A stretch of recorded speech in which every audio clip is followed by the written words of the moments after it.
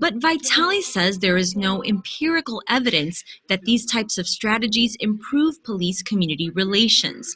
For instance, one study found that police crisis intervention teams, in which officers are trained in de-escalation tactics by mental health professionals, did not reduce arrest rates for people with mental illnesses.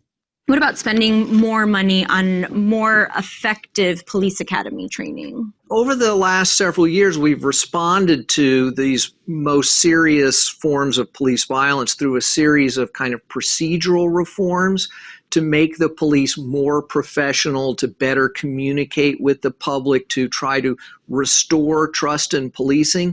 But even if we reduce the most egregious use of force, we're not really addressing the tens of thousands of nonviolent punitive interactions between police and the public that produce the resentment and the escalation of tensions between police and the public. And I think we can look at the Eric Garner case in New York as an example of this. In 2014, police tried to arrest Eric Garner, a Black resident of Staten Island, New York, on suspicion of selling loose cigarettes.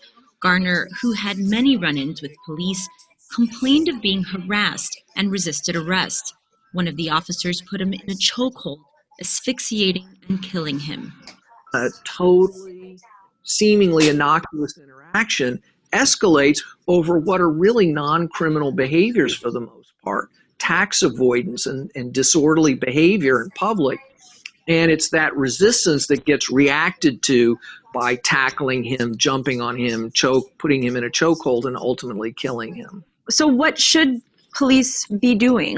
Where should we be pulling back, but also what is their role in modern society? We need to look concretely at the problems that police have been asked to solve and decide whether or not we can find non-coercive, non-punitive alternatives. And whatever's left at the end of that process, where we need that kind of powerful, coercive force, then so be it. I think the answer is to quit using police to solve every social problem under the sun. Instead, we need to invest in new systems of discipline that treat people with dignity and respect and try to identify what's driving problematic behavior and actually address those root causes. We know how to do this. We just need the political will to make it happen.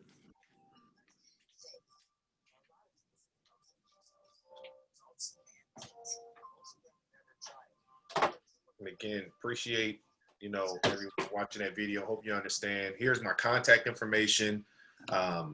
You can contact me, email me, my phone number on there. And again, just trying to get out there and get the word out a lot more in our community. And again, definitely would utilize my own research too, and my other research projects that I'm working on with the community. Again, just trying to create a better environment, a better understanding for our community as our BIPOC community. So I really appreciate this platform and everyone here and taking a moment and listening to me. So thank you. Thank you very much.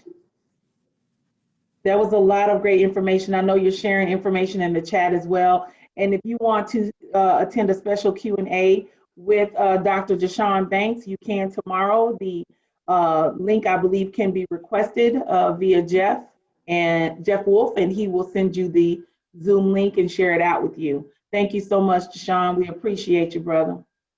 All right. The next up is our wonderful and beautiful Rachael Pease. I have a little special love for her in my heart, so I have to give her all the extras too. So Rachael is representing Korsmo Construction. So if we are ready for her presentation, let's transition over. Thank you, Cindy. I love you too. Or I'm sorry. My name is Rachael Pease, and I'm the Diversity Program Manager for Korsmo Construction. And I'm just going to kind of walk you through our journey briefly, because it's been a little bit of it's been a process. It's been 3 years now, but we started the the program from inception. And it was really focused on our projects, like our state and federal projects. We have WMBE goals, which is women, minority, and small business goals for the project. Now, these goals are just goals. And when I was asked to develop and run this program, we all got together and I kind of, we talked about it and we said, I don't want to run a program that's just going to check the box, and it can't be a goal. We have to treat it like this is a requirement. We need to work with these small businesses and, make it meaningful. So next slide. So the inception and the implementation of the program was really coming up with why we were doing it. And like I said earlier, we wanted it to be sustainable for these small businesses to move forward beyond Korsmo. So, we wanted them to set them up for success. And that was teaching them, how to bid a project, first of all, because a lot of these small businesses are coming from a residential side, or they're, onesie twosies are kind of running the entire show by themselves. So, really breaking it down to the nucleus on how to bid a project, how to do an RFI, how to do a change order, and really walking them through that process to give them confidence, so then they can perform the actual work on the job. So, that's kind of my side of things. So then, giving them off to the teams out in the field was a whole other thing, because, I can get them on the project, but I don't know what's happening to them when they're in the field. And as you know, women companies and minority companies is not something that's very common within the construction industry. So that was a little bit of a challenge of, changing the culture and, really the leadership, my leadership saying, this is important to us. This is what we're doing. We want to help these businesses in Pierce County, and not only in Pierce County, but wherever we're building, we want to make sure that we're being inclusive of those people in that area. So those businesses that are being impacted by the construction, they deserve that work, which is a whole other part of what we do as local. So I'll get to that in a minute. Anyway, we have been able to build within 3 years, going from just holding job fairs and kind of checking the box and putting ads in the paper to being intentional and having these businesses come in and meet us going to their place of business, going to see their work, going to see how we can help them. We went from, the next slide, Jeff. Next slide. I've kind of fast forward. So if you look at these numbers, if you look all the way over to the right, the Puget Sound Community College was one that I was not on.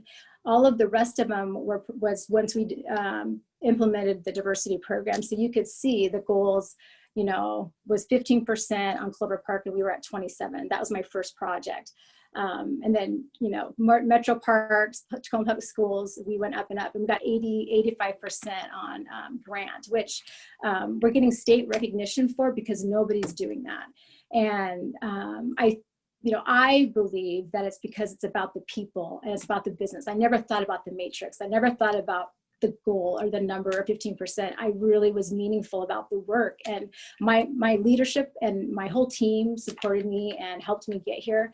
And that's what it takes to, that's true success when you're doing it for the intentions of the businesses. Next slide. So that's a little bit of what we do on the small business side and our subcontracting side. And now we've kind of evolved, and we're being really intentional about our diversity and our recruiting within, our staff, our field, educating our internal teams on diversity. And so we brought the great Lawrence Garrett and Dr. Cindy in, and they're holding, we just signed up for 14 weeks, right? Is that right? 14 weeks of diversity workshops, and we were going to only do one group, and we had so many people that wanted to partake that now we're doing 2 groups, and honestly we should have did 3 because there's a lot of people that are interested. So I would highly recommend you guys reaching out to them if you're looking for any diversity training. But so we also have a diversity committee, and we're looking to do a subcommittee on top of that. we're just doing anything we can within Pierce County to be on top of things and to be not only helping our small businesses, but supporting our Black-owned businesses and supporting our women-owned businesses. So we're kind of expanding our program, which is amazing. We're also doing a subcontractor boot camp, which we are going to hold classes for small businesses, not just inclusive to just Korsmo construction, but within Pierce County. And this is within the construction industry, but we will help them and train them and mentor them about, how can you get bonding? If you can't get bonding, let's get a plan. What's a pathway to get you there? If you don't have insurance, if you need a business license, if you need help with, GC Pay, which is one of our programs that we use. So just really going deeper and offering a service that reaches beyond our walls. I fully believe here at Korsmo that, we are intentional about doing something that's bigger than ourselves. And that's one of those things that really falls within that category. Another thing that we do a lot of is youth mentorship. So we work with Graduate Tacoma and Next Steps, and we do high school internships. Which right now is on hold because of COVID, unfortunately. So we're doing a lot of that. We're going into the pre-apprenticeship programs and we're helping them with their mock interviews. We're actually even helping them create their curriculum for the program. Like, this is what a GC is looking for when you're training these candidates. So we're involved in that level as well. And then we're also even going into elementary schools too. So when we're building a school, we will do job site tours, give them like the VR glasses and let them, kind of see the plans and how construction works. So I really believe that high school's too late. We need to get them interested early on. So if we can catch them, in middle school or elementary school, construction's a really good industry and we don't talk about it, that you can make really good money. So getting into the schools to just kind of expose them to that has been a lot of fun. And then we just do a lot of company outreach. We do, Habitat for Humanity, Build Tacoma, Paint Tacoma. We do anything within that we can possibly do in a community. We try to get involved in. So we're doing a lot over here and it's exciting and it's fun.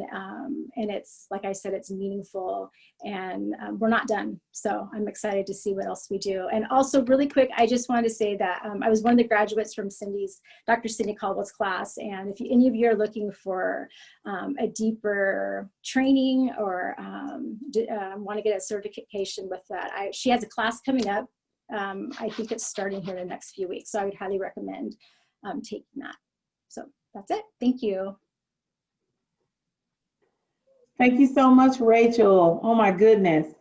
So that was such good information. Thank you for sharing. And if you want to do a special Zoom meetup with Rachel, her session is tomorrow at 1 p.m. So you have Dr. Jashon Banks, Senior at 11 a.m. And then you have the second session will be with Rachel Pease at 1 p.m. Again, that information can be sent out to you if you contact Jeff Wolf directly. He will be able to send you the link to register. Thank you so much.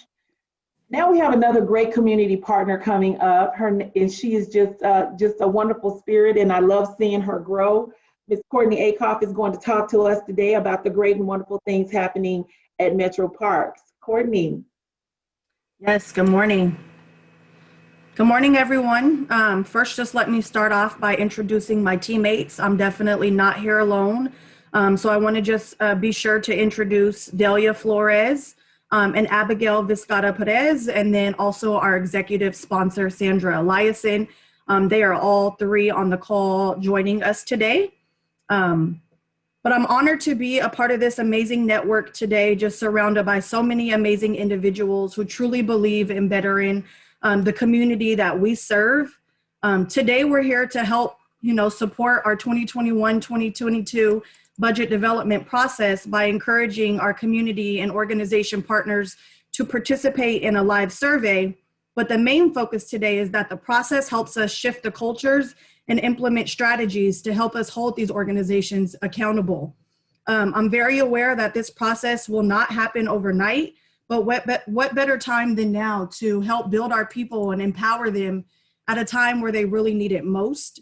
So I say that to say that I really love the work that I do. And I think that I speak for my team when I say that we are truly going to give everything that we have to ensure the work that we're doing comes from the heart, because we truly believe that the current and future generations should have access and the same opportunities that many of us had growing up.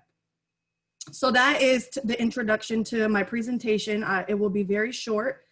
We have 3 slides today that will kind of give you some guidance on what our overall process would look like. We're an outreach and engagement team that has been put together to help not only the budget survey development process, but also to continue to engage in conversation with our community partners and just discuss collaboration moving forward to just better fit the needs of our community.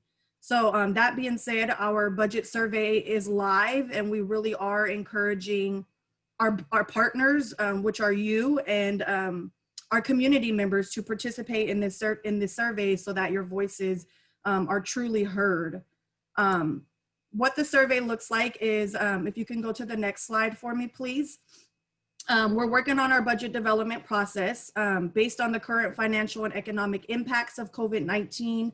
Like many of you, Metro Parks also hit, a major budget deficit, and we're currently forecasting a $10 million reduction to our 2-year operating budget over the next phase. So this is a 2-step process for the survey, which does include a Survey Monkey survey. It has several questions. It is available in 6 different languages. Understanding that not everyone speaks English, we wanted to make sure that we were equitable on that process. So if you have an audience that does need translation services, please feel free to contact our team to see what the best route is to get the survey in their language. And then the second tool is an interactive tool that demonstrates how we fund our parks, recreation, and our zoological operations. That second tool we're learning is a really challenging tool for many of our communities. So we're here to help assist whatever we can do to make that process a little bit easier for your audience and yourself if you have any issues as well. And then maybe just adapt that part if it's necessary based on who your audience is. So you will be asked to make necessary reductions kind of based on where our resources are already funded. And then it also asks you to reinvest our resources to meet the needs of what your community might or you might need. So the budget development process is to evaluate programs and services and create an equitable budget, and then to identify opportunities to reprioritize our existing programs and services to better meet our community needs during the COVID recovery phases, understanding that as the phases change, our community's needs will also change. And so just making sure that we have that gap so that when the community needs us most, we can adapt to where those needs need to be met. And then to evaluate program service is equitably distributed, and that we focus on the results that matter most to communities of focus through an equitable lens, which is also an opportunity to develop alternatives and recommendations to reprioritize our existing programs and services. The next slide would be great. Sorry, yeah, there we go. And then this is kind of, I won't go through each bubble because that's a lot of text, I do understand, but I just kind of wanted to explain to you guys what the process looks like. We're currently in our engagement phase where our team is establishing, maintaining, and nurturing relationships by demonstrating a desire to work inclusively with collaborating partners to reach a broader community base. We want to ensure that this development of the budget takes all community needs into account, place an emphasis on ensuring that all community voices are heard. We want to ensure that we're driving participation within our communities of focus. And I know that I keep saying that word, but that's the term that we're using because that's where we're at right now with the communities that we really want to hit. Communities of focus is a diverse group of people that have historically been underserved, underrepresented, and marginalized. And so we want to make sure that these communities' voices are heard to the best of our ability, and again, willing to adapt the survey as needed, understanding that it is a challenge for some people to get through that second tool. But we have open dialogue, and we will be hosting open conversations. We're looking to host listening sessions for any organizations that may be interested. Please feel free to let us know. But then also understanding the impacts of COVID-19 and the civil unrest in response to racial inequalities, understanding that there's just some communities that don't have time to take a survey. They don't have time, you know, moms are working, moms are being teachers. People can barely afford to keep their lights on and pay their rent. So we do understand that a budget survey might not be the priority for individuals and or organizations at this time. So that's why we want to continue this ongoing engagement process, so that when we do get into the further stage of COVID, hopefully we can continue this engagement process, continue to host listening sessions, follow-up meetings, and then provide accountability follow-up conversations to the communities that we are building relationships with, so that we can continue to hold our organization accountable and provide feedback on how the public input influenced the budget process.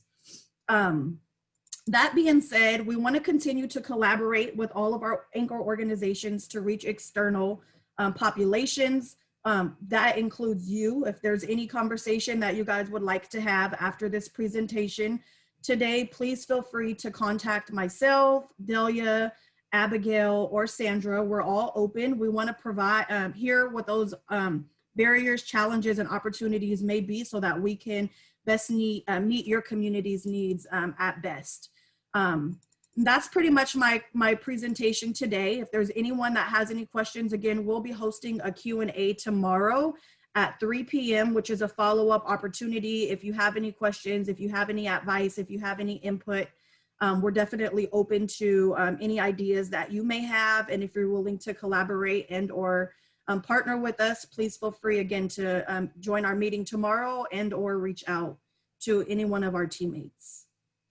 All right, thank you so much. I appreciate you, Courtney, so much. That was a great presentation. There's a lot of chat here, a lot of information being shared in the chat. And as Courtney said, her session will be tomorrow at 3 p.m. So if you want to participate in that session, make sure that you connect with Jeff Wolf, and he'll get you there. Our fourth presenter is Gracious from Unite Us, but she will be coming on a little later. So what we're going to do is transition to the subgroup updates, and we're going to start with the organizational structures group.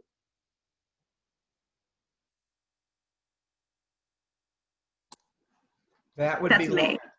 Oh, no, Lauren, sorry. Amita, no, Amita, it is you. I'm so sorry. My bad. It is you. Thank you. Cool.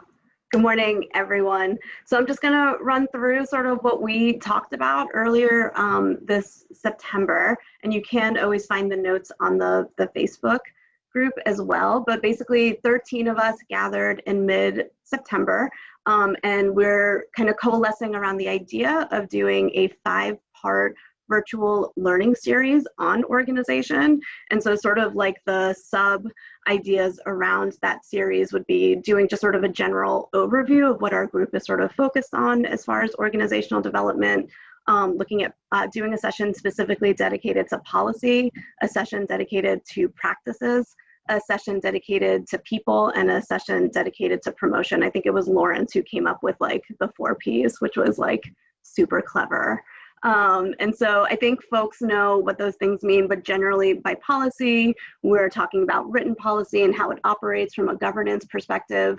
With regards to practice, how do we problem solve using sort of those policies, and are policies implemented, but are they not used? How are we evaluating how they're useful? As far as people, just really looking at how organizational culture supports the efficacy of our efforts to advance racial justice and racial equity. And then promotion, so figuring out how we give recognition to organizations who are doing the right thing, and looking at how, like, trying to shine a light on the folks who are succeeding. So for the series itself, we talked a lot about using sort of making it really participatory, so using breakout rooms or maybe some type of unconference model, so that would allow for relationship building among the participants. We talked a lot also about like how important like communications is, like how foundational that is to all sort of aspects of organizational development. And we talked a lot about data access and literacy, and there was a lot of love showed to Graduate Tacoma for the great work that they're doing there. So within our subcommittee, we have further subcommittees because it's big now. So if you're interested in the people stuff, you can contact myself, Carissa, Will, Waverly, or Tunisia. If you're interested in getting involved with the practice session, that would be Elise, Cindy, and Michael. For promotion, it would be Rachael, Lawrence, and Jamie. And then on the policy side, that would be Corbett, Stacia, and Larry. That's my update, unless anyone from that crew wants to add anything. Any adds from the group? Any questions? Great job, Amita, and my bad on COVID brain to not remember that I asked you to present. I totally spaced it, so thank you. You did a great job. All right, any questions? Anyone want to jump in? Do you have a question? Okay. When's the next meeting? When's the next meeting? I don't know. Third Thursday at 10. So can we send that information out so everybody will know when these groups meet? And if you send that out or put that in the group, at least they have a point of contact to reach out to, because I'm sure there are a lot of folks who, as you're listening to these presentations from these subgroup updates, organizational structures, outreach, people's group, if this is your first time participating, we know this is a lot of information for you to take in, absorb. But if anything calls to you, a place where you can bring your best and highest contribution, as you're listening to their updates and their information sharing, see if any of that calls to you, you'll be able to receive the point of contact for that group so that they can loop you in on their recurring meetings that they have, okay? And I know that Cindy just put it in when the organizational structures group meets, and that you can contact her directly if you want to get added to that distribution list and get connected in, okay? All right, so we're going to have an update from the outreach group.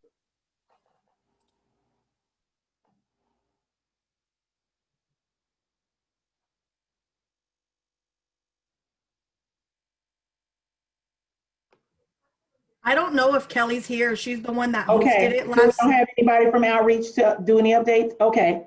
Well, we'll just transition to the people's group. No problem. I can do a little bit of a update. It's not for too the outreach much. group? Yes. Yes. Okay. Well, Courtney, go ahead. Go. Yeah, I don't think Kelly's here. She's the one that hosted it for us a couple of weeks ago. But we did meet. We did a follow-up meeting to just kind of break out into our group and see what other outreach groups or individuals were doing for their organizations. The conversation was really around collaboration and finding ways for us to be able to partner together, realizing a lot of us are doing the same work, hosting these resource fairs, community fairs, but what better opportunity for the community to have all of these resources combined into one effort.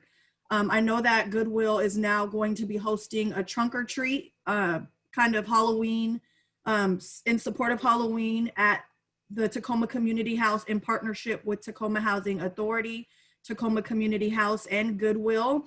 So I will share the flyer with Jeff and Tamar and hope that they can share it with you all. I think it will be a really good opportunity for the community to just kind of come out. These kids need to get out the house and enjoy life, even though we're in the middle of a pandemic. I believe that they will, oh, Kelly's here. I believe they will do it very responsibly. Kelly, I don't know if you want to piggyback off what I'm sharing. I was just kind of supporting your efforts for the trunk or treat. But you can take over since you are here. No, actually go ahead, and I apologize for being late. So many things on the agenda today. No, go ahead as I'm just chiming in, Courtney. I'm trying to follow up. I'm going to report out on the outreach group here in just a second too. This is the report out for the outreach group. Perfect. That's why Tamar just called me. So really what I was going to talk about a little bit was a possibility of an upcoming event in mid-November in partnership with the More Right group. Now I'm still waiting on final approval for this and definitely get the task force involved when I have a little bit more time to talk about it. But if I'm sure some of you who are on the Homeless Coalition emails have seen a ton of emails coming through as well, that there's a big need in our community right now for things like socks, hats, definitely more job opportunities, some things that Goodwill is offering as well with our Digital Work Opportunity Center. So we really want to start getting the word out for that more. And as everybody knows, what's been one of the most difficult things during COVID is really connecting with clients in our community. The partnerships with organizations has been pretty solidified, as I see almost all of you in meetings all of the time. But really, how are we going to work with those clients? So we're thinking drive-through resource event in mid-November. Again, this is just something we're talking about. This isn't sealed in stone yet, but you know what, how can we get these much needed items out to the community and really talk about the programs that all of us are offering. We've had a super busy week, it seems like, for community engagement the last week. We're coming up with some new programs. It was great to see the leadership team yesterday too and hear about some big things that are going on. And again, it just really comes back to how are we getting this out into the community? We just have so many great ideas and resources out there. But I think really our gap right now is getting it out to clients. So we're trying to think out of the box, how we can do different events. And Courtney, I'm glad you're talking about Halloween and stuff. I'm having a lot of questions about that as too. And certainly as a mom with kids, you know, we just don't know how we're going to do it. Everything's different this year. So I think it's just really important for our task force in general to be involved with how we're supporting the youngsters and our other organizations. So pretty much that's it. Nothing is sealed in stone yet. I mean, it's just not. Everything's up in the air as things are always changing in Pierce County, especially with the impact of COVID. So really waiting to see the numbers and the guidelines on that as well. So we do want to make sure that we're always safe with the community. So that's really our report out. I was actually working on a proposal when Tamara was like, Kelly, where are you at? I was doing that proposal right now. So we'll get there. It's busy times, you guys. And Thank you. Thank you, Courtney and Kelly. Yeah, I was about to ask, are there any questions? Go ahead. Yes. Yes. I loved, Kelly, that you were saying how we need to be thinking globally of how we can bring things together. One of the things that the team at Metro Parks were thinking is, this is what we do. Metro Parks likes to gather people together and have fun activities, but with COVID, it just threw us for a loop. But we were thinking, if we're proposing, how about a trunk or treat resource fair where we can come together in a big parking lot, have each of us a vehicle decorated to get the feel of Halloween, and we can provide a large parking lot to make sure we have social distancing and make sure that the kids have an opportunity to go trick-or-treating, but then we can provide resources to those families, wraparound services on one spot. We can provide one sheet, kind of like a menu of everybody that is there. And that way the parents don't feel that, oh my God, I don't even know who's here. It can be one page as they arrive. We welcome them, come and have a great time. If they don't need resources at that time, they can take it with them for the future if they need it, or they can pass it along with somebody else who might be needing their assistance. But there'd be a fun activity for the families to do, and it'd be a trick or treat for both parents and children. Both needs will be met. So if anybody is interested, if Halloween is not an option because everything else is going so fast, we have Thanksgiving coming up, we have Christmas. I mean, we can figure it out. That way we can provide food baskets. We can provide, if you have rental assistance, we can have a way that the vehicles can pull to the side. You get the contact information so the parents can follow up, and then they can join back into the parade or the drive-through. I think there's a great possibility for us to do this in a very short time.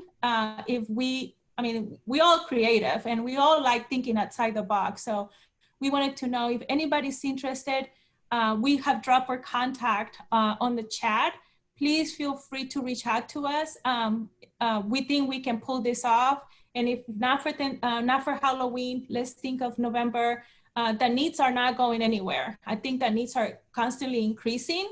And it's difficult for parents to go from one place to another place to get the assistance they need. If we can figure out a way to put them all in one spot, and then on one piece of paper, all of the resources available for them, I think it'd be a bonus for them. I think that's a great idea. And again, our partnership with the More Right Group, they have thousands of Halloween costumes right now. And that was also a question, is how do we get those out into the community? So I've been working a little bit with local daycares and the diaper banks. I'm going to reach out to them today as well to see if we can get costumes for kids in a safe environment. And I think an idea behind a trunk or treat is, I think it's a great idea. I would love to do some planning on that and see how we can, again, do that safely during COVID, and if that's a possibility, or what we can do. But certainly I'm open to options. I think that'd be fun. So this is a call for support. Anyone that that is interested, and this sounds like something your organization would love to participate in. Again, our contact information is in the chat. Just email us your information. We're trying to put a meeting together where we can all kind of combine our efforts and just support not each other, but definitely the community's needs. So we don't have a date and time locked in, but if this is something that you're interested in, we'd love to get a meeting scheduled early next week. That is great sharing. Thank you so much. That was a great conversation. Does anyone else have anything that they want to add or ask either the outreach or the organizational structures group before we transition?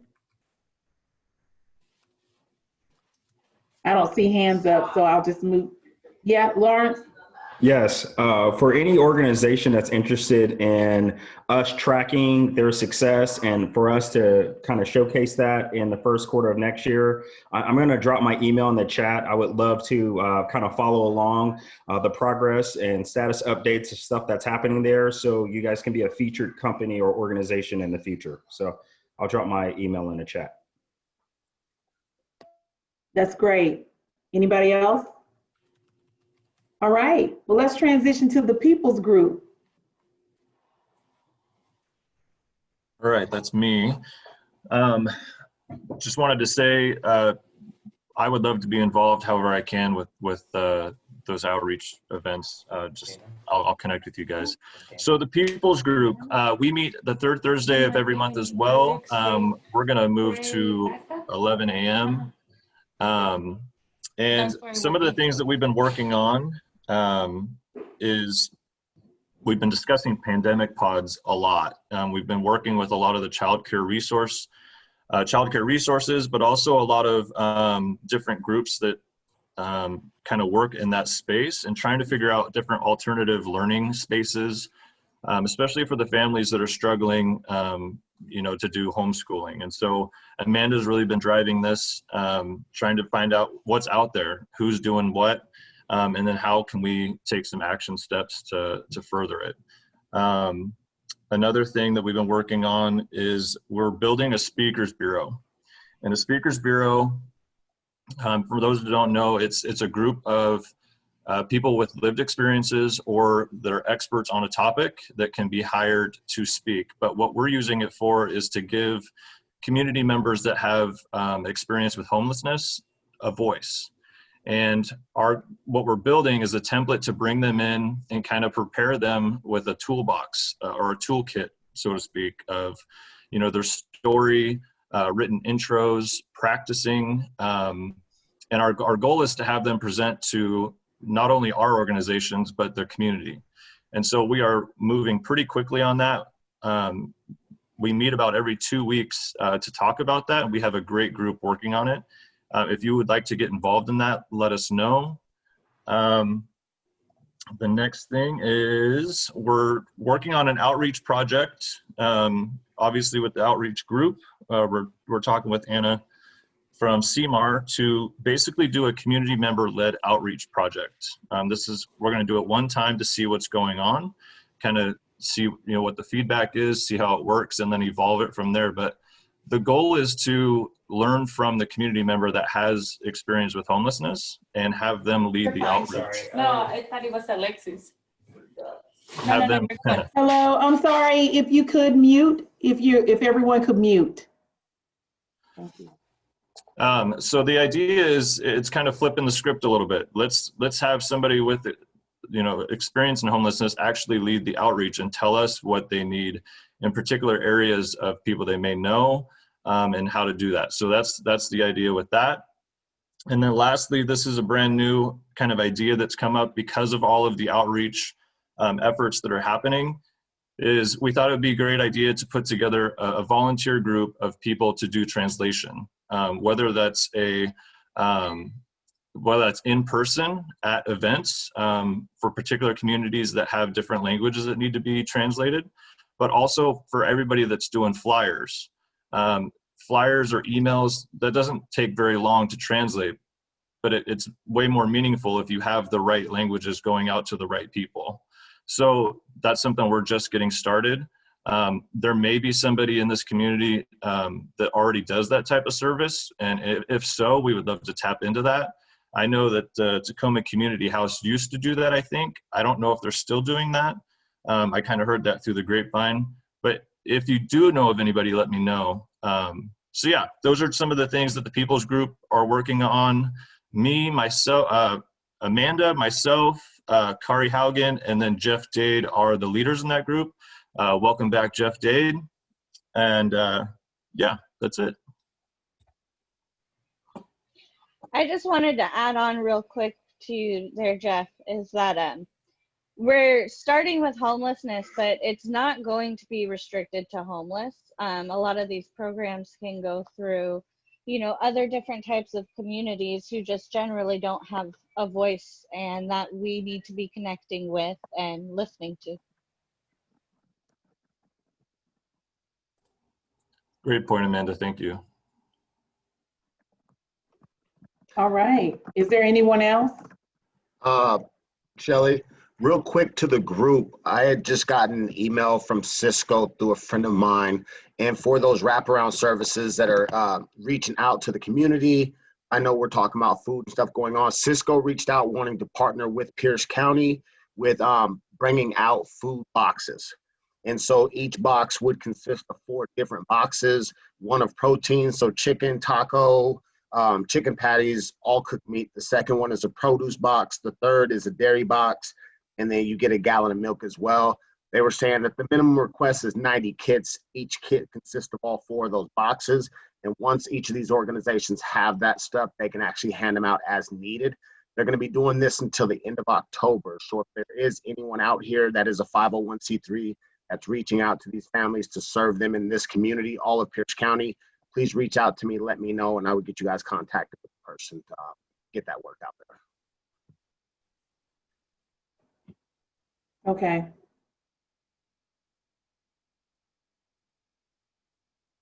All right. Is our last speaker back? I'm here. Thank you all so much. I apologize. Hi, thank you. There you go. I was like, where's she at? All right, well, we'll turn it over to you, Gracious, for your presentation on Unite Us.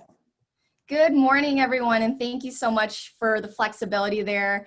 My name is Gracious Gamiao, and I'm a community engagement manager here with Unite Us.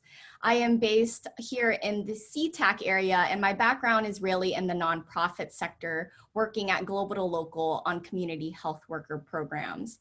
And so it's an honor to be able to share information with this group, and I'm really excited to be able to talk about our work in Washington. And so if you could advance the next slide, I have just a quick overview of what it actually means and what it means for this group here. So taking a step back, Unite Us is a technology company, and we were started in 2013. Much of our work has really been outside of Washington. We've only landed here in the last 6 or so months. And so Unite Us, our early work was really in the veteran space. And I know earlier from introductions that there are some veterans in this group, so thank you all.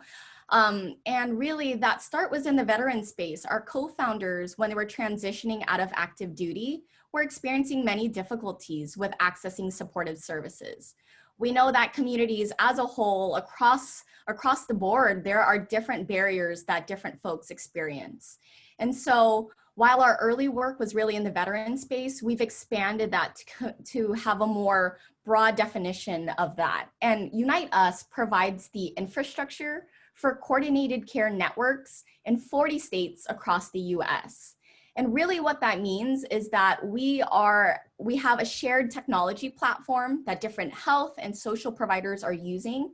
So it's provider to provider, and you're able to use that platform to make closed loop referrals. So you send a referral into to an organization, and you actually hear back about whether or not they're actually able to work with that individual you've referred.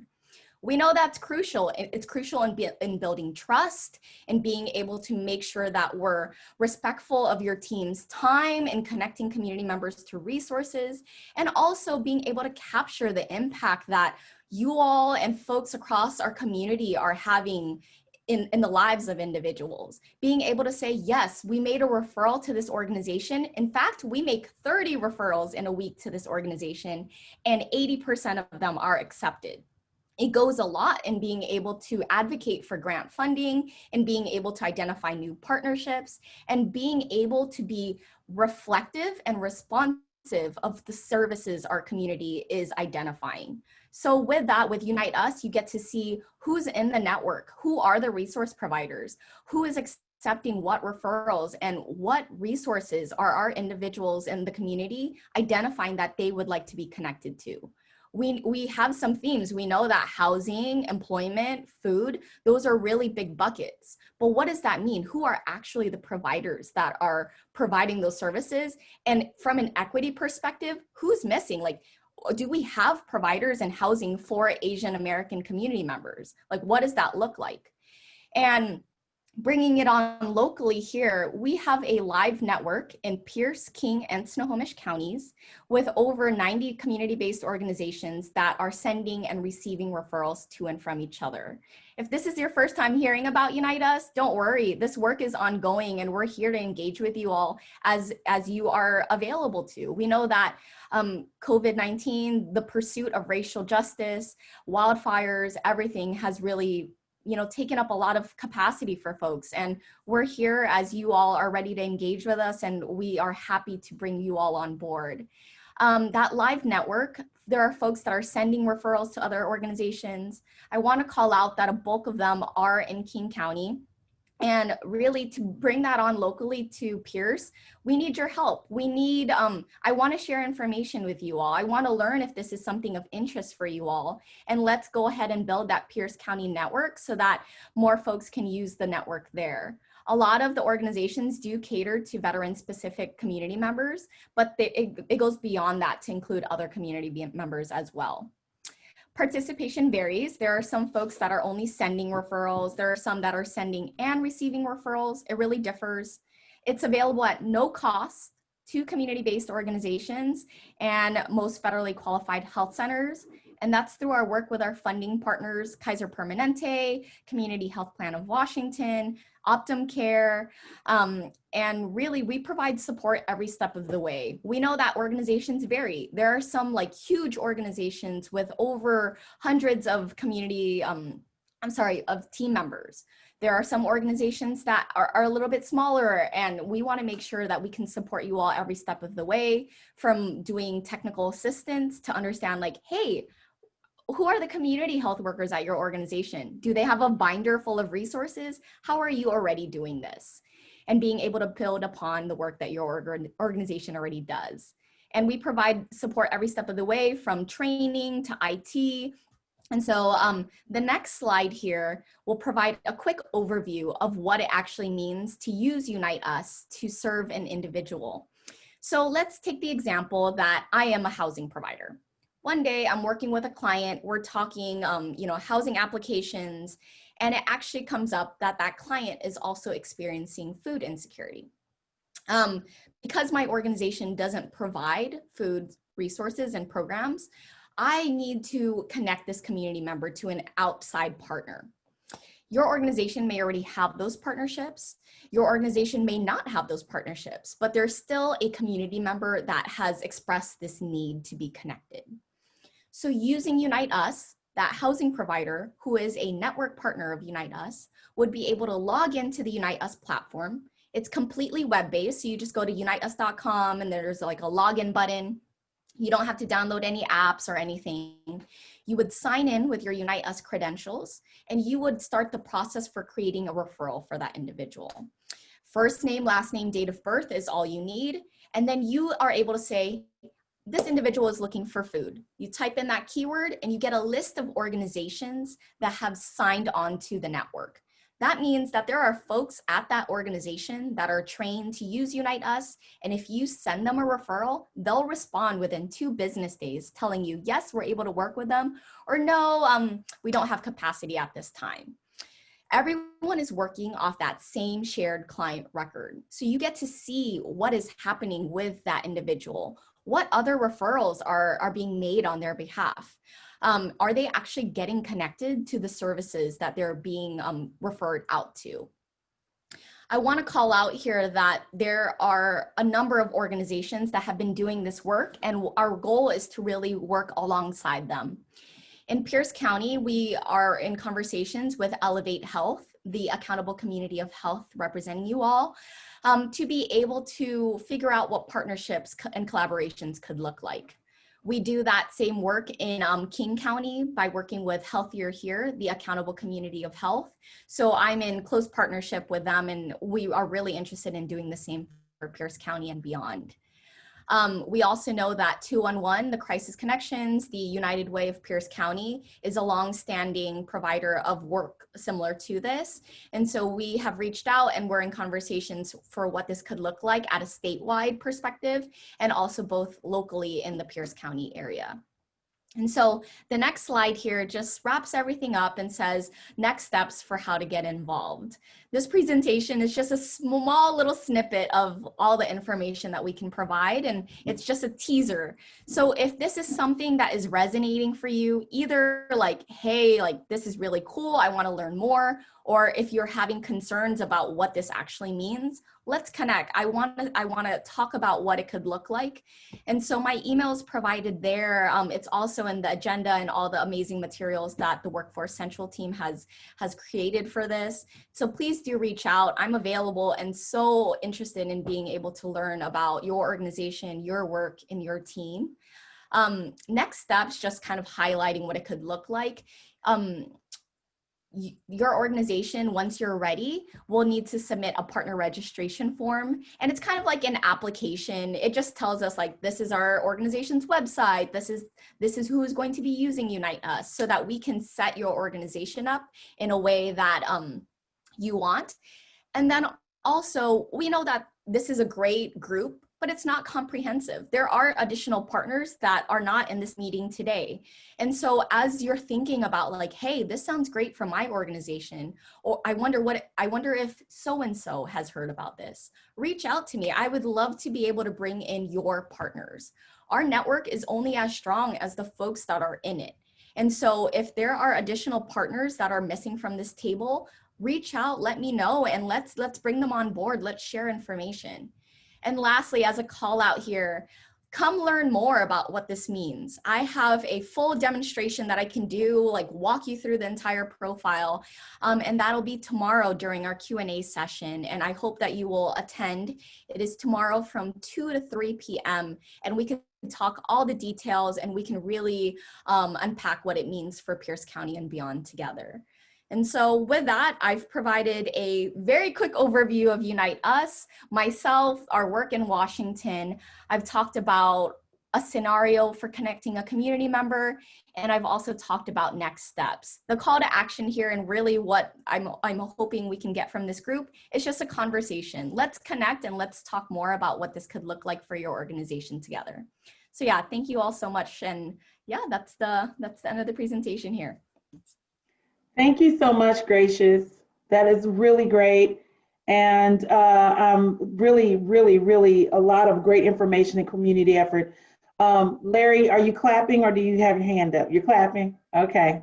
All right. So were there any questions for Gracious right now? Does anyone have any questions, comments?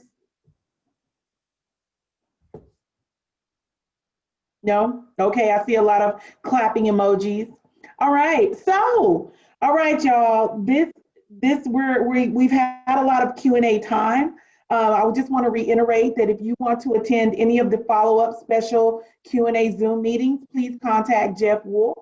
We have Jashon Banks at 11 a.m. We have Rachael Pease at 1 p.m. We have Courtney Acoff at 3 p.m. and Gracious will be at 2 p.m. So whatever you want to be able to participate in, to hear more about, to have more in-depth conversation about, these moments were created for you so that you would be able to just hear in one place about all of the community efforts from all of our different partners, what's happening, what's new that you may not know about. And there are no lines, you know, all the lines are blurred. This is a statewide focus, so anyone from anywhere can join, and maybe you want to talk about what it is that you're doing that will bring value to our local community. So remember that. Before I close it out, Tamar, do you have, and Jeff, do you have anything? Yeah, I just wanted to add, all of the slides are in the chat. That was the very first thing we put in there. For everyone that has to jump off, if you, in the chat on the very bottom right, there's 3 dots. If you click that and hit save chat, that'll download everything in there so that you have everybody's contact information, or you need to contact them after this. Feel free to email me if you would like to attend the sessions tomorrow, and I can send you the link, and I'll be doing that right after this. Tamar?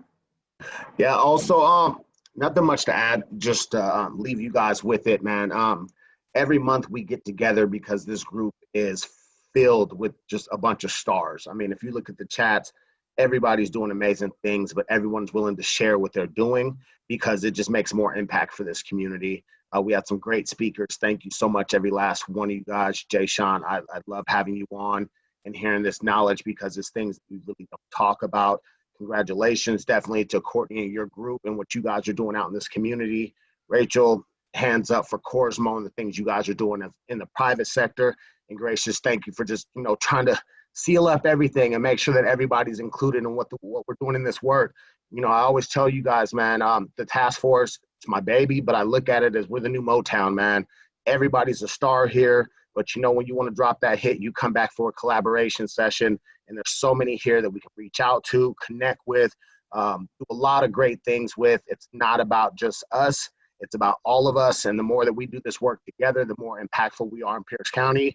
And personally, hey, my legacy is leaving something for the rest of these kids to follow up on. And I can't do that without you guys, man. So again, thank you guys so much for being here. And I look forward to the work that we do moving in. All right, we'll be wrapping up. Thank you, Tamar. Thank you, everyone. Give yourselves a round of applause.